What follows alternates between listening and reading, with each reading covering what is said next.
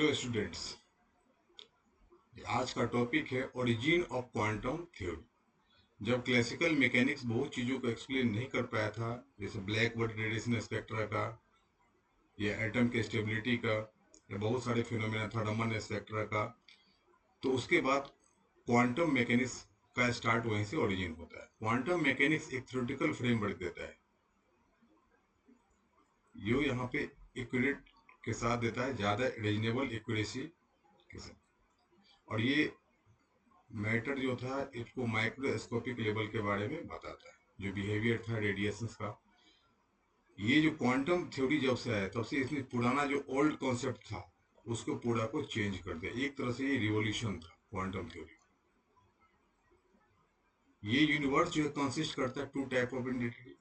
एक तो होता है मैटर को और दूसरा होता है रेडिएशन। ये टू टाइप की एंटिटीज से बना होता है। तो मैटर जो होता है ये पार्टिकल्स का बना होता है, जो सक्सेसफुली एक्सप्लेन किया गया क्लासिकल मैकेनिक्स, उसको तो एक्सप्लेन कर दिया गया।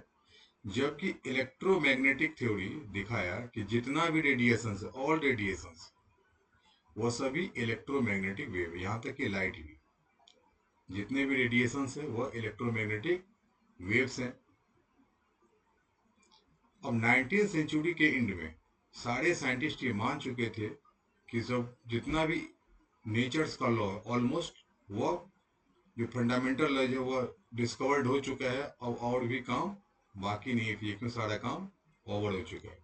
लेकिन जैसे यहाँ के एंड ऑफ 19th सेंचुरी और बिगिनिंग ऑफ जो था 20th सेंचुरी में जब फिजिक्स स्टार्ट किया, माइक्रोस्कोपिक नेचर का स्टडी शुरू किया, मैटर का microscopic nature of matter, nature of electromagnetic radiation and interaction of radiation with matter, जब इसका स्टडी शुरू किया तब ये पाया गया कि बहुत सारे रिजल्ट जो था एक्सपेरिमेंटल रिजल्ट उसको एक्सप्लेन नहीं किया जा सकता, उसको नहीं कर पाया था। किसके आधार पे? तो क्लासिकल के आधार पे, जो क्लासिकल फिजिक्स था उसके आधार पे नहीं कर पाया था। तब यहाँ से जो इसका आंसर था कि ये अटेम्प्ट जो करने लगे थे हम लोग एक्सप्लेन दीज रिजल्ट्स, ये जो नहीं एक्सप्लेन कर पाया था उसी को रिजल्ट ढूंढने में यहाँ पे छुपा हुआ था क्वांटम मैकेनिक्स का ओरिजिन। वहीं से क्वांटम मैकेनिक्स का कंसेप्ट स्टार्ट होता है। सबसे पहला जो ओरिजिनेटर माना जाता है क्वांटम थ्योरी को, मैक्स प्लैंक को, उसने एक नया कॉन्सेप्ट दिया जो पूरे कॉन्सेप्ट ओल्ड को चेंज कर दिया। अभी तक ये कॉन्सेप्ट माना जाता था कि एनर्जी जो है कंटिन्यूअस है, एनर्जी कंटिन्यूअस है, लेकिन उसने कहा एनर्जी कंटिन्यूअस नहीं है, वह एक क्वांटाइज है, क्वांटाइजेशन है, मतलब छोटे छोटे पैकेट के रूप में है।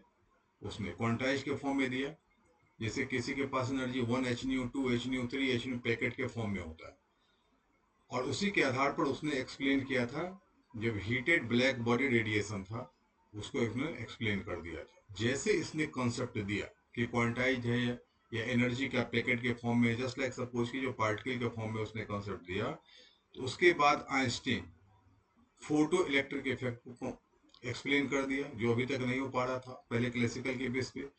कॉम्पटन इफेक्ट में जो चेंज इन वेवलेंथ था उसको एक्सप्लेन नहीं कर पाया था, कॉम्पटन ने इस कॉन्सेप्ट के आधार पर वहां पे चेंज इन वेवलेंथ था जो आता है कॉम्पटन इफेक्ट में, उसको उसने एक्सप्लेन कर दिया। तो ये सब क्वांटाइजेशन का जब कॉन्सेप्ट दिया उसके बाद एक्सप्लेन कर पाया था। उसके बाद ये सभी एक्सपेरिमेंट ये दिखाता है कि रेडिएशन जो है can behave as a particle, radiation particle की तरह बिहेव कर सकता है। और इसी कॉन्सेप्ट को यूज करके बाद में नील्स बोर ने वहां पे एक्सप्लेन कर पाया कि एटम्स कैसे स्टेबल है, क्योंकि हम पहले हम कंटिन्यूस मानते थे, अब ये माना गया कि कंटिन्यूस नहीं है, और जब भी जंप करेगा ये उसको एब्जॉर्ब करेगा तो स्मॉल पैकेट के फॉर्म में ही करेगा, जो एनर्जी का जो पैकेट था एच के फॉर्म में करेगा।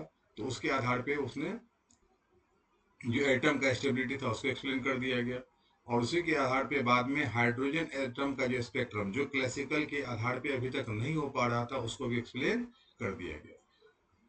तो इस तरह से बहुत सारे प्रॉब्लम्स यहाँ पे सॉल्व हो गए, इसीलिए यहाँ पे ओरिजिनेटर कहा जाता है मैक्स प्लैंक्स को।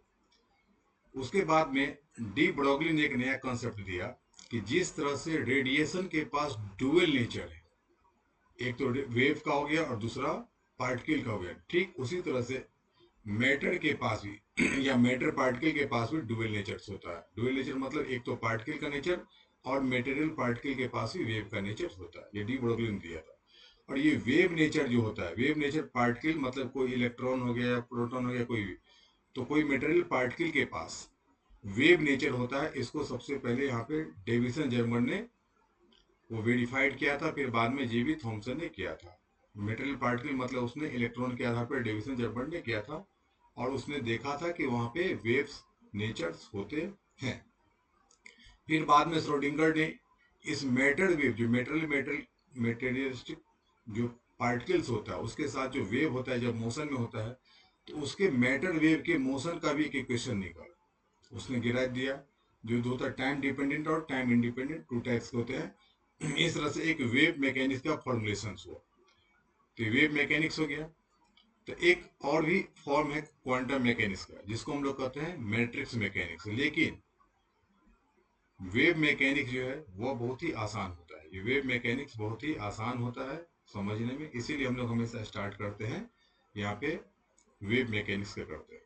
तो सबसे पहले जो माना गया किसको, मैक्स प्लैंक्स को, उसने दिया ब्लैक बॉडी रेडिएशन का एक्सप्लेनेशन दिया, उसके आधार पे सबों ने एक्सप्लेन कर दिया, जो हमारे पास एक्सप्लेन नहीं हो रहा था कॉम्पटन ने कर दिया, फिर नील्स बोर्ड ने कर दिया, फिर आइंस्टीन ने कर दिया, इसी तरह से रिवॉल्यूशन आ गया।